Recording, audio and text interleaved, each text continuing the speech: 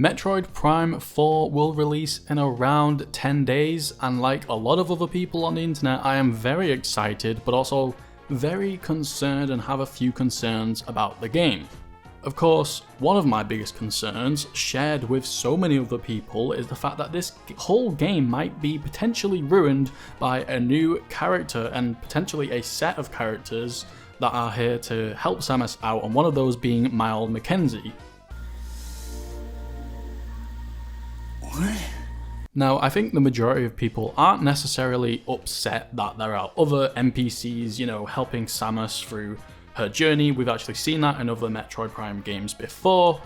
The problem is that he's sort of like a comic relief and not even a good one of a character, sort of like the tongue-in-cheek humor that Marvel movies have, and people hate that and they don't want that, especially not because of just that in isolation, but especially not in a Metroid Prime game that's supposed to be about isolation, that feeling of dread and being alone. They don't want that sparky humor, and of course I understand, and I've got the same worries as everyone else.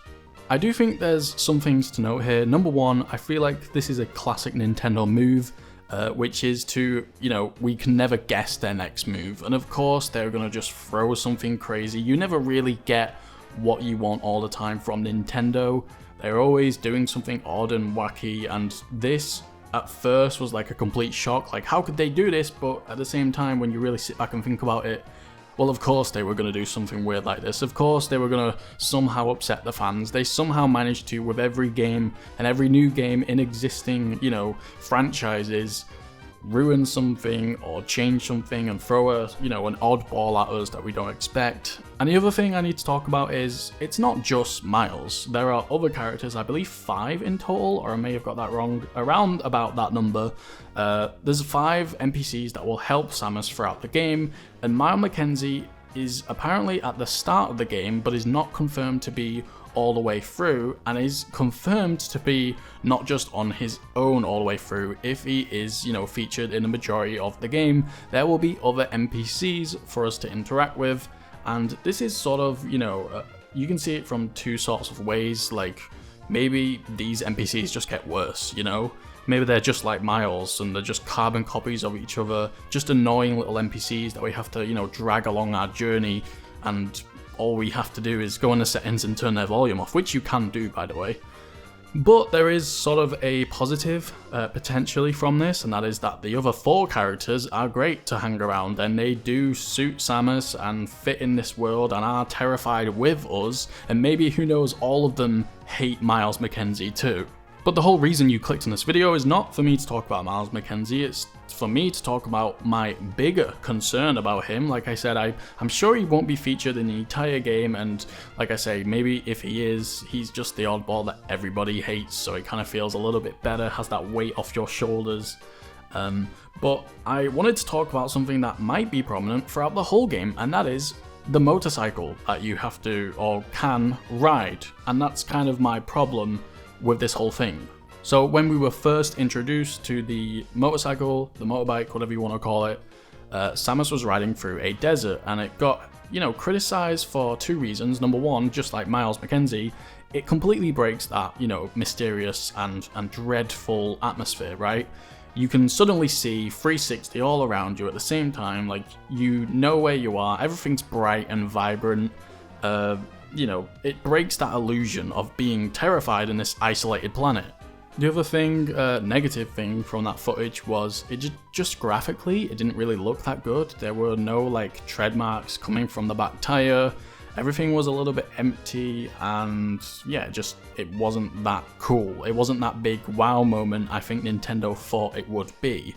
The other criticism I had, or worry I had, and I think it's kind of confirmed, is that the only time we can ride this motorcycle is in this vast, vibrant, bright desert, which, I don't know, it just looks completely empty. It reminds me of Legends Arceus a little bit, and my problem with that game, great game by the way, it was just, one of my problems with it. But yeah, it just seems really empty, and they do show in this new overview trailer, again, you riding in the desert, which further kind of confirms it might be the only place, open space, you can ride in. We'll get to that in a minute.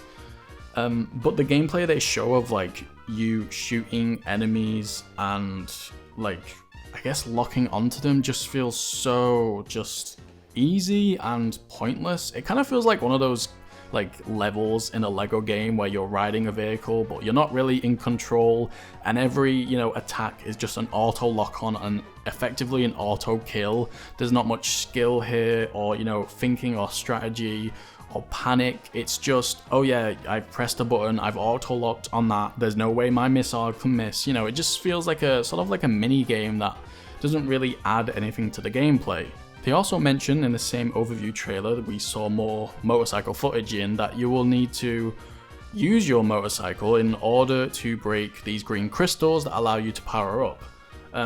The annoying thing about that though is, like, what if as a player I just don't want to use the motorcycle that much, you know, and if this is a whole thing where we have to grind and break loads of green crystals and the only way we can do so is hopping on that bike that we don't want to do, that just feels like it's breaking that game immersion once again.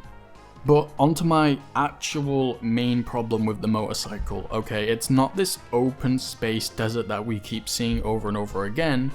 It's a moment of the trailer, the overview trailer, and I'm actually going to play it right now so you can see exactly what I'm talking about.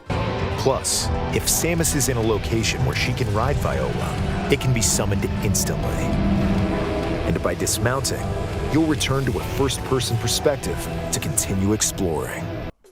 So, here's the thing, okay? I don't want to.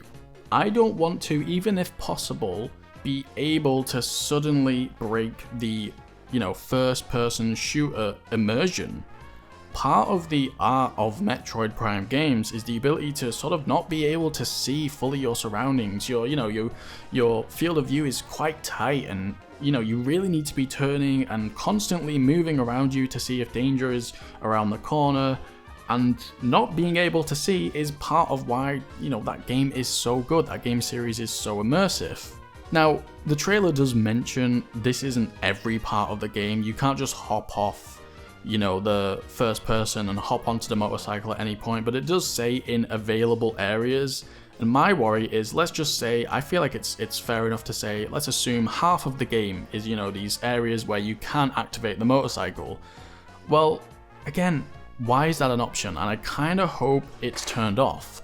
Even in the footage in the overview trailer where the player does this, there's no point to it. It's not like there's green crystals in that cave. It's not like that, you know, helps you. It's kind of just clunky and awkward, and anything just takes away from what Samus can do. Like, why would I want to ride this motorcycle? If anything, not only is it breaking that immersion, but I can't, you know, suddenly shoot, I assume, or if I do, like I say, it's just that auto-locking feature that I don't want. Does it just make the game really easy? Like, all of a sudden I can see every enemy and I can shoot an auto-lock on every enemy? Like, why is that a plus? Is it a plus? It just seems kind of annoying, and again, completely breaks that immersion. Imagine that one level where you can, you know, leave your motorcycle wherever you want to or whenever you want to. Imagine playing that without the motorcycle, and then imagine replaying that same level or area of the game with the motorcycle. Which one's going to be more scary, more immersive? Definitely not riding a vehicle, right? Like, I'm sure no one's going to want to do this, and that's the main thing about this whole motorcycle feature is, like, what does it do? Who wants it? Who asked for it? No one. We all know Nintendo are great at that, but give us a reason to at least want to use this feature.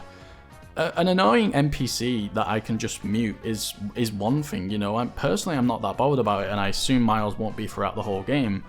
But this thing, this vehicle that is suddenly, I assume, will be active for the whole game in specific areas that I assume will at least be half of the game, that's just like breaking what is Metroid Prime, at least in my opinion, and I hope you can either turn it off, maybe it's a difficulty thing, or at least it adds to the gameplay. Like I say, at least in the gameplay we've seen on the motorcycle inside or outside in the desert, there's at least, you know, there's nothing going on, it's just empty, and every time you attack an enemy, it just feels like you may as well just be mashing A. I don't know, maybe I'm just overreacting or over-assuming at this point, but I don't see a reason so far to want to hop on that motorcycle. I just don't want to use it. I want to ban it, block it, at least turn it off in a setting, and I really hope the whole game doesn't revolve around the bike, and if it does, I hope it does it better than auto lock and instant kill, that like we've seen in the trailer.